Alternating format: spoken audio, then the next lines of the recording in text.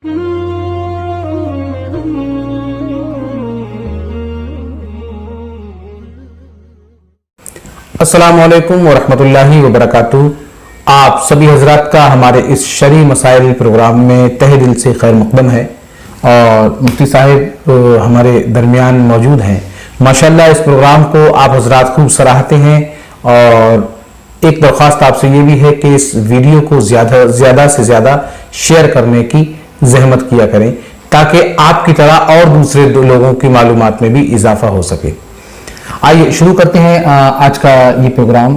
तो सबसे पहला सवाल हमारे अजीज़म जनाब समरुद्दीन शेखजी साहिब बम्बई से कर रहे हैं। आप अक्सर सवाल पूछते रहते हैं, हमें बहुत खुशी होती है। अल्लाह तबारक व तआला आपको हमेशा सलामत रखे और इस तरह के नेक कामों में या नेकी महफिलों में शरीक होने का परवरदिगार आपको मौका इनायत फरमाए। सवाल है कि प्याज और लहसुन जो एक अजीब सी स्मेल निकलती है, बदबूदार चीज़ होती है, तो पूछते हैं कि प्याज और लहसुन खाकर क्या हम मस्जिद में नमाज वगैरह पढ़ने के लिए या इबादत करने के लिए जा सकते हैं या नहीं जा सकते हैं, या इसके जाने में या प्याज और लहसुन खा के इबादत करने में कोई कराहत है या कराहत नहीं। और एक दूसरी बात पूछते हैं कि लहसुन या प्याज खाकर अगर हम अल्लाह तबारक व तआला का जिक्र कर रहे हैं तो वो जिक्र हमें उस वक्त करना चाहिए या नहीं करना चाहिए, क्या हुक्म है शरीयत का, जरा अता फरमाएं। देखिए, लहसुन और प्याज जी, इन दोनों चीजों के ताल्लुक से हदीस पाक में अल्लाह के रसूल सल्लल्लाहु ताला अलैहि वसल्लम ने साफ फरमाया है, फला यक़रबन्ना मस्जिदना, वो हमारी मस्जिद के करीब ना आए। लेकिन समझना यह है कि लहसुन और प्याज खाने का क्या मतलब है। एक तो कच्चा लहसुन या कच्ची प्याज खाई, और एक ये कि उसको पकाकर या उसको भूनकर या तेल में भूनने के बाद उसको जो इस्तेमाल किया जाता है आमतौर से सालन वगैरह में। तो यहाँ इस हदीस मुबारक में जो मुराद है वो कच्चा प्याज और कच्चा लहसुन। पके हुए लहसुन या पकी हुई प्याज का ये हुक्म नहीं है, इसलिए कि बू जो होती है स्मेल वो कच्ची प्याज ही में होती है। जब वो भून जाए या पक जाए तब फिर उसकी वो बू जाती रहती है, जिस बू की वजह से अल्लाह के रसूल सल्लल्लाहु ताला अलैहि वसल्लम ने मना फरमाया कि वो मस्जिद में ना आए। इसलिए कि जब हम कच्ची प्याज या कच्चा लहसुन खाते हैं तो कुछ देर तक हमारे मुंह में एक अजीब किस्म की बदबू आती रहती है। वो लोग भी महसूस करते हैं जो हमारे आसपास हैं। तो कहीं ऐसा ना हो कि मस्जिद में पहुंचकर हमारी वजह से आसपास के लोगों को कुछ कराहत हो या मस्जिद में जो फरिश्ते हैं उनको कुछ कराहत महसूस हो। इसलिए रसूल करीम सल्लल्लाहु ताला अलैहि वसल्लम ने मना फरमाया। इसमें कोई शक नहीं कि कच्ची प्याज या कच्चा लहसुन खाकर जब तक आपका मुंह बदबूदार है, जब तक आपके मुंह में वो बू आ रही है, तब तक आप मस्जिद नहीं जा सकते। मस्जिद में जाना आपके लिए मकरूह है। ये भी याद रखिए कि मस्जिद में जाने की कराहत इस हदीस पाक से बहुत साफ साबित है, मौजूद है।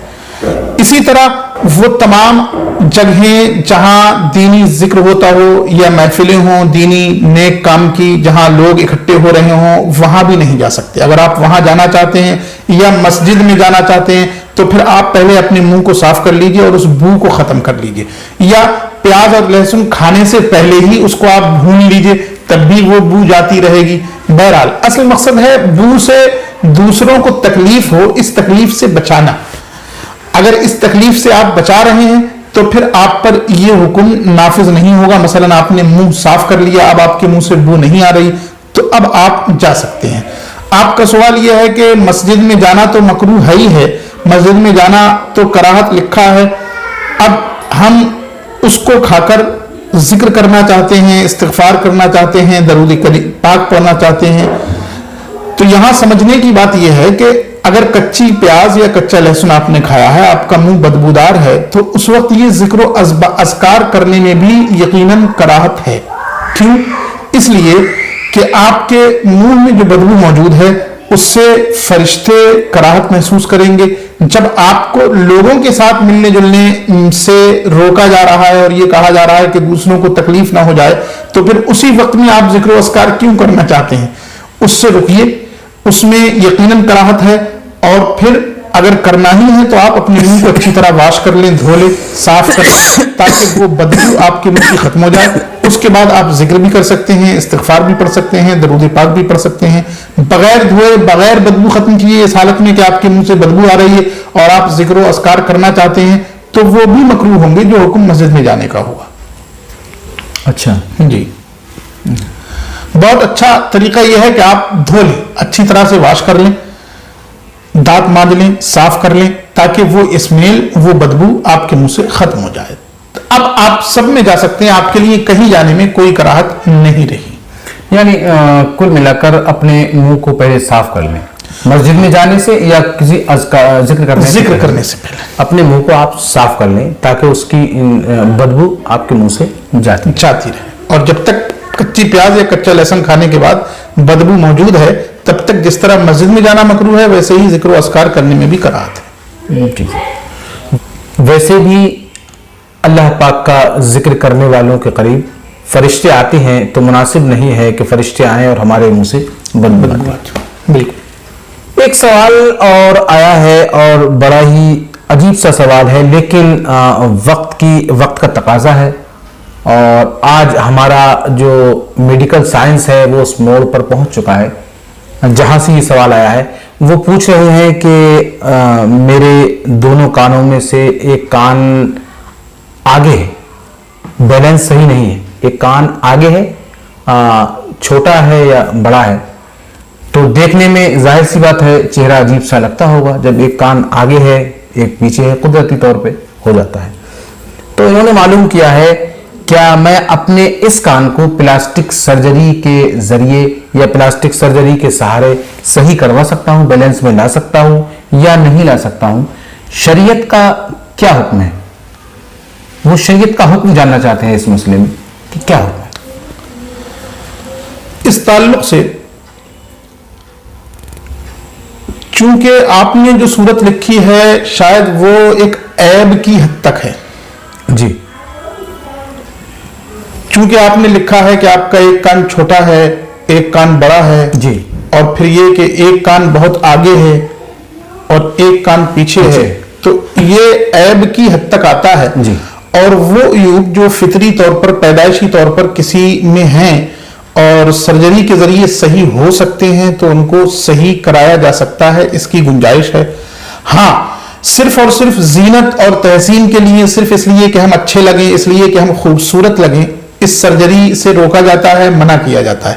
لیکن وہ عیوب جو پیدا ہو گئے ہیں وہ فطری طور پر آپ کے اندر ہیں, یا کسی حادثے کی وجہ سے پیدا ہو گئے, کسی اور وجہ سے پیدا ہو گئے, ان عیوب کو اگر سرجری کے بعد صحیح کیا جا سکتا ہے, اور کوئی ماہر طبیب یا اچھا ڈاکٹر یہ کہہ رہا ہے کہ آپ کا یہ سرجری کے بعد یہ عیب صحیح ہو جائے گا اور آپ بھی عام لوگوں کی طرح نظر آنے لگیں گے, تو آپ کو اس کی اجازت ہے, آپ یہ کرا سکتے ہیں.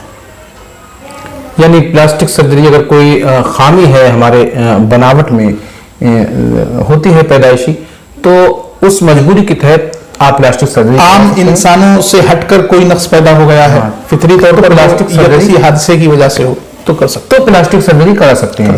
لیکن صرف شوق میں یا زبردستی اپنے ناک کا ڈھال بدلوانے کے لیے یا ہونٹوں کا بدلوانے کے لیے, اس زبردستی کا صرف اپنے آپ کو خوبصورت دکھانے کے لیے, وہ تمام کام جن کا مقصد صرف اور صرف خوبصورتی ظاہر کرنا ہے, زینت ظاہر کرنا ہے. اب آپ کو ایسا لگ رہا ہے کہ نہیں ہم کالے ہیں تو اچھے نہیں دکھ رہے, سرجری کر کے اپنے آپ کو گورا دکھائیں, یہ اس طرح اس میں اجازت نہیں ہے. ہاں, یہ جو عیب کی حد تک آ رہا ہو, جس کو عیب کہا جا رہا ہو, اس عیب کو صحیح کرا سکتے ہیں. جیسے مسئلہ آپ کا ہے, آپ پلاسٹک سرجری کروا سکتے ہیں اور اپنے کانوں کو بیلنس میں لا سکتے ہیں, آپ کو شریعت اجازت دیتی ہے. ایک اور سوال آیا ہے, جناب محمد ممتاز اشرفی صاحب قبلہ غالباً مکہ شریف میں رہتے ہیں, انہوں نے کیا ہے, وہ پوچھتے ہیں, معلومات کا سوال ہے, پوچھا کیجیے گا, زیادہ تر عام لوگوں کو یہ باتیں نہیں معلوم ہوتی ہیں, اور ہمارے اس پروگرام کا مقصد اور مطلب بھی یہی ہے کہ بنیادی اصلاحیں ہماری ہو جائیں تاکہ ہم اپنا کم از کم نماز اور روزہ صحیح طرح سے ادا کر سکیں. وہ پوچھتے ہیں جو نمازوں میں سنتیں غیر موقدہ ہوا کرتی ہیں جیسے عصر کی نماز میں اور بھی کچھ نمازیں، تو یہ سنتیں غیر موقدہ ہوتی ہیں، اس کو جب ہم ادا کرتے ہیں تو اتحیات کے بعد درود پاک اس میں پڑھنا چاہیے یا نہیں پڑھنا چاہیے، اور دوسری رکعت کے بعد اتحیات پڑھنے کے بعد کھڑے ہو کر پہلے سبحانہ پڑھنا چاہیے یا نہیں پڑھنا چاہیے، یا جس طرح کے ہم اور نماز ادا کرتے ہیں اسی طرح سے کرتے رہیں، اتحیات پڑھنے کے بعد کھڑے ہو جائیں اور ڈائریکٹ الحمد شروع کر دیں. اس کا صحیح طریقہ غیر موقدہ نماز ادا کرنے کا جاننا چاہتے ہیں، کیا ہے؟ سنن غیر موقدہ اور نوافل میں بہتر یہ ہے کہ آپ دوسری رکعت پر اتحیات کے بعد درود پاک پڑھیں، اور پھر درود پاک پڑھیں، درود پاک دونوں درود پاک پڑھیں. جس طرح سے آپ سلام پھیرنے کے لیے کرتے ہیں وہ سب کچھ آپ کریں، صرف سلام نہ پھیریں. یعنی وہ آخر میں جو پڑھا جاتا ہے ربنا آتنا وہ بھی پڑھ لیں، صرف سلام نہ پھیریں جی. اور اس کے بعد کھڑے ہو جائیں. جب تیسری رکعت شروع کریں تو پھر آپ ثنا پڑھیں. ثنا کے بعد اعوذ بسم اللہ پڑھتے ہوئے جس طرح پہلی رکعت شروع کرتے ہیں ویسے ہی آپ کو شروع کرنا ہے. یہ حکم نوافل کے لیے بھی ہے اور سنن کے لیے بھی ہے. جس کو آپ سنن کہتے ہیں، سنت موقدہ ہوں یا غیر موقدہ ہوں. البتہ جمعے کی اور ظہر کی جو پہلی والی سنتیں ہیں، 4 سنتیں، ان کو مستثنی کیا ہے فقہاء کرام نے کہ ان سنتوں میں ایسا نہ کیا جائے، بلکہ ان سنتوں کو ویسے ہی پڑھا جائے جیسے عام طور سے ہم لوگ فرائض میں کرتے ہیں. یعنی دوسری رکعت پر ہمیں تشہد کے بعد درود پاک وغیرہ نہیں پڑھنا ہے، بلکہ تشہد کے بعد ڈائریکٹ تیسری رکعت کے لیے کھڑا ہو جانا ہے، اور پھر کھڑے ہو کر ہمیں بسم اللہ پڑھ کر الحمدللہ رب العالمین شروع کر دینا ہے. یہ ظہر کی اور جمعے کی رکعتوں کی بات ہے. اس کے علاوہ جو باقی سنتیں ہیں ان کو پڑھنے کے لیے آپ کو اسی طرح پڑھنا ہوگا جو طریقہ بتایا گیا، یہ بہتر ہے. اگر آپ نے اب تک ایسا نہیں کیا ہے تو یہ بھی مت سوچیے گا کہ جن نے ایسا نہیں کیا وہ نماز نہیں ہوئی یا وہ سنتیں نہیں ہوئی. اسی لیے شروع میں کہا تھا بہتر یہ ہے، یعنی اگر آپ اس طریقے سے پڑھتے ہیں یہ بہتر ہوگا. اور اگر درود پاک نہیں پڑھ رہے ہیں دوسری رکعت پر اتحیات کے بعد، یا تیسری رکعت شروع کرنے سے پہلے آپ ثنا نہیں پڑھ رہے ہیں، تب بھی آپ کی نماز ہو جائے گی. اس میں کسی قسم کی کوئی کراہت یا کوئی خرابی نہیں آئے گی. بہتر طریقہ فقہا نے یہ بتایا ہے. نماز اس طرح سے بھی ہو جائے گی، لیکن جس طرح سے آپ نے پوچھا ہے یہ ایک بہتر طریقہ ہے. ہمیں اور آپ کو اس طریقے سے اگر پڑھنے کا موقع مل جائے تو بہتر اور اچھی بات ہے. صرف ظہر کی 4 سنتیں اور جمعے سے پہلے کی 4 سنتیں، ان کو اچھی طرح یاد رکھنا ہے کہ یہ سنتیں اس طریقے سے الگ رہیں گی.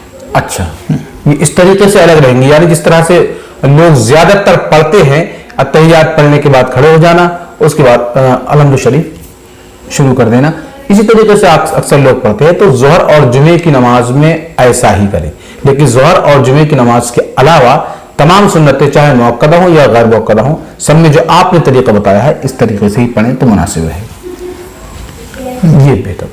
بہت اچھا جناب ممتاز صاحب، آپ نے بہت اچھا سوال کیا ہے، اور ہمیں امید ہے کہ آگے بھی اس طرح کے معلوماتی سوال اور ہماری جو بنیادی اصلاحیں ہیں ان کی اصلاح ہو جائے گی. ہماری آپ کی اس طرح کے سوال ضرور کریں. اور بھی جو لوگ ہمارے اس پروگرام کو دیکھتے ہیں وہ اپنے اپنے سوال ہمارے واٹس ایپ نمبر پر ضرور بھیجیں. مفتی صاحب شرعی مسائل پروگرام میں ان کے جوابات عنایت فرمائیں گے انشاءاللہ تبارک و تعالی. امید ہے کہ آپ کو یہ پروگرام پسند آئے گا اور ہمارے اس پروگرام کو اور بھی اپنے عزیز و اقارب میں شیئر کریں گے اور اس نیک کام کا حصہ بنیں گے. اسی کے ساتھ اپنے میزبان سید عاطف علی اور جناب حضرت مفتی سید واقف علی صاحب قبلہ کو اجازت دیجیے. السلام علیکم ورحمۃ اللہ وبرکاتہ. اللہ حافظ.